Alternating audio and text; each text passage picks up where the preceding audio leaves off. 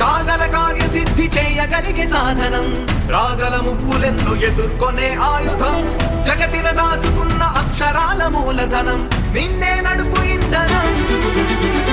కలియుగ కాలకూటమై అని షడ్వర్గభూతమై మనుషులు మారినారు అసురగణములై.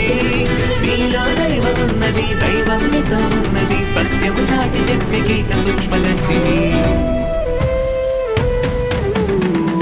జీవన గీత